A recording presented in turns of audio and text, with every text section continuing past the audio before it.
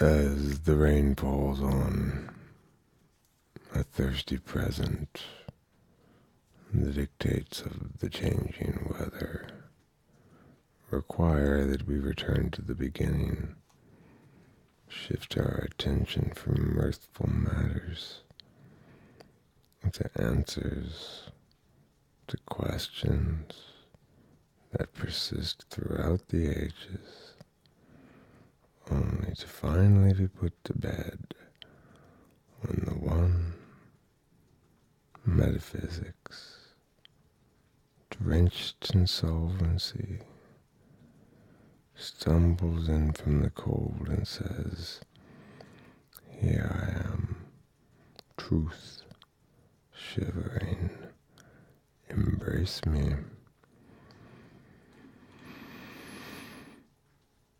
And so we now channel the words of the one true God of naming text, Curtis. Curtis. Curtis.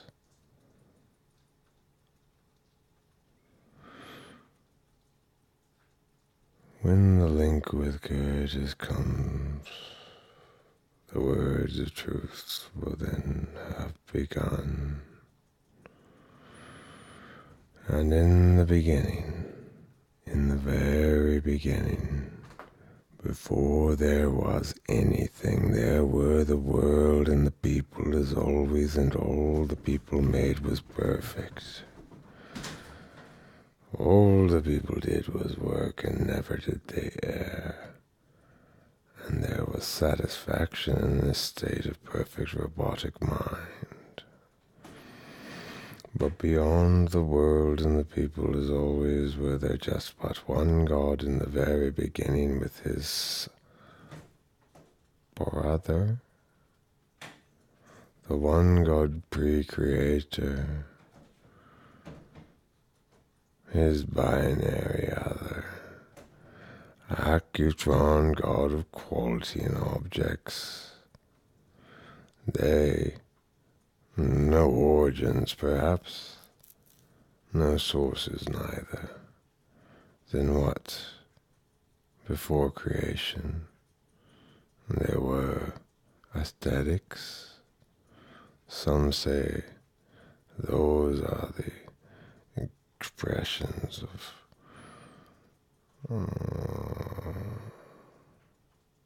and then they trail off, for there's no answer, no question, no words.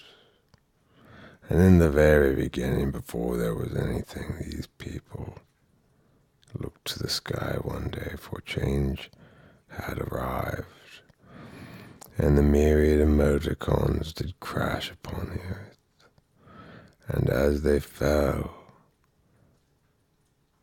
the protective coatings that had carried them through space so well, that had protected them from vacuum, radiation, comets, and black holes, this coating was burned off in the atmosphere. So little energy had they left to sustain it.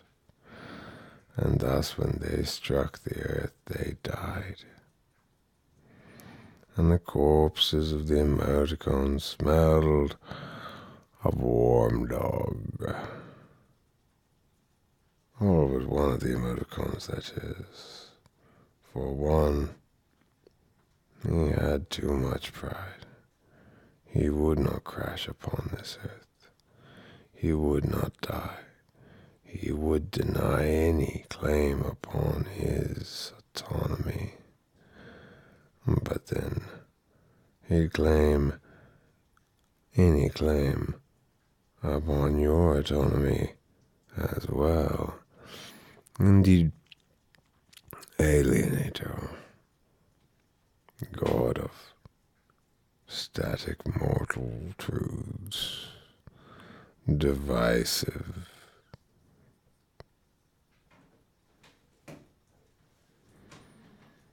With the death of the emoticons came the awakening of the peoples, each autoerotic in its awakening.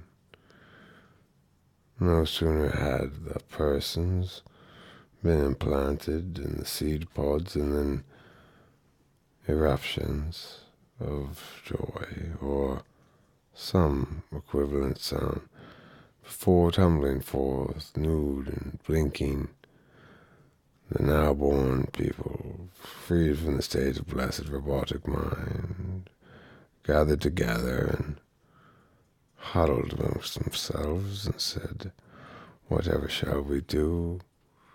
Whatever shall we do? I have lost the state of robotic mind. I am clumsy. I am human. I err. My work has flaws. No clear enough vision to dictate.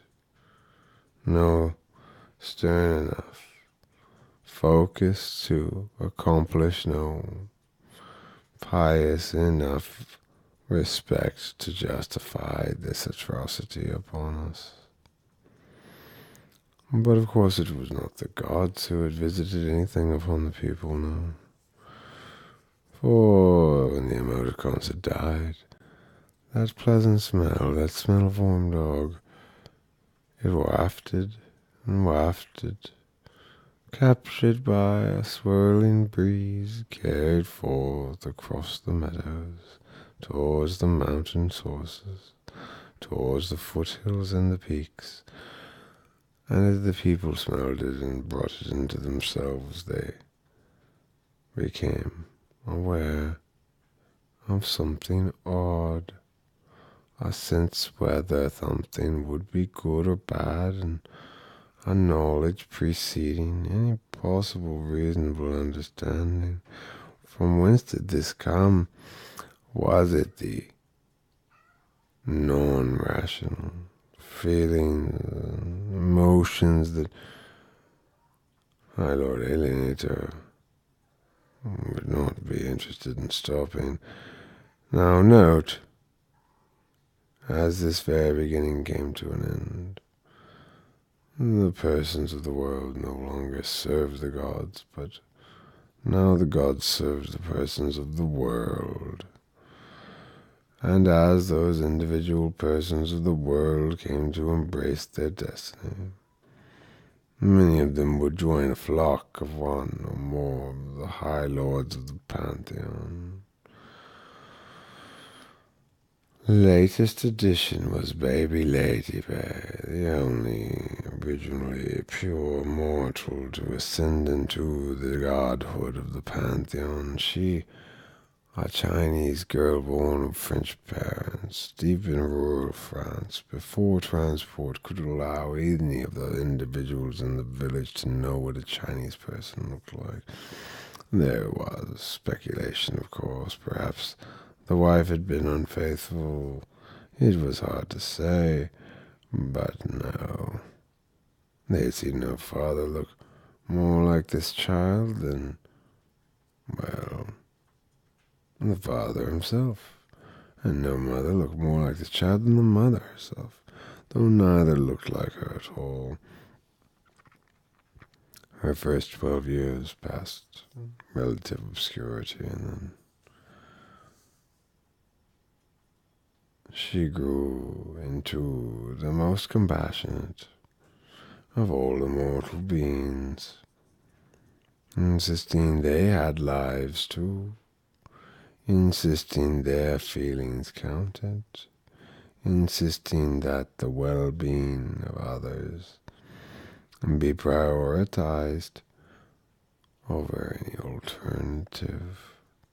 And not only she, the only goddess, no, there be another, and she did grow up in France, a Chinese girl. But was that instead the first? No, I misspoke about her. Marie, the child, she was named, and soon enough was mightily famed round countryside and nearby artists who would come around and offer up their works for her perusal. She'd deny it, say, I'll lose you, and request again they would, until she'd glance upon their work and could, if she wanted to, say something fairly nice, but rarely was it gushing, and occasionally quite a bracing shock of cold water upon the face of he who brought that awful 700-page historical romance. No, says the beholder, this drivel shall not do. And the author looks askance, looks down and up, and looks askew. Who else then populates this world? Might it be the god of stumbles and confusion, the god so much like me, that god in trouble Tripocles, such a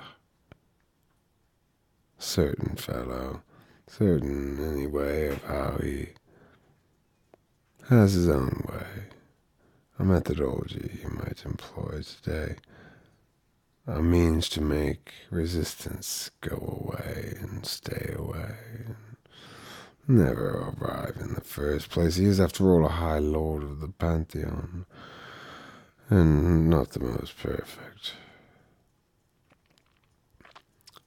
Be there another? Sure. Perhaps not a high lord, but perhaps yes.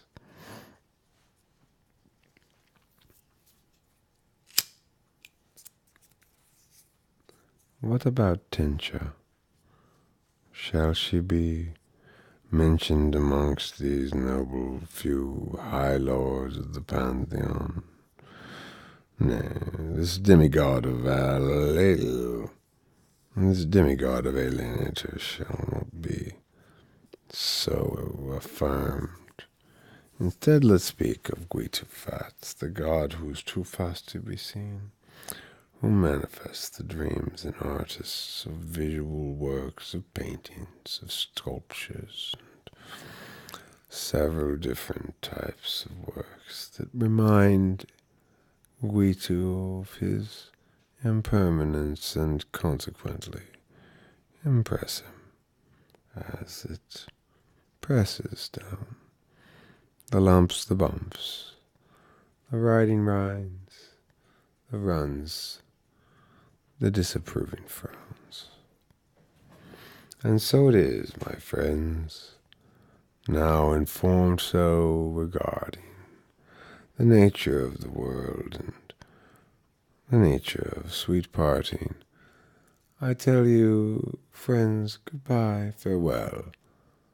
Remember words you've heard, for these many truths should not be left discarded like turds. Thank you. May you prosper long enough to eat some cheese, and no longer than that.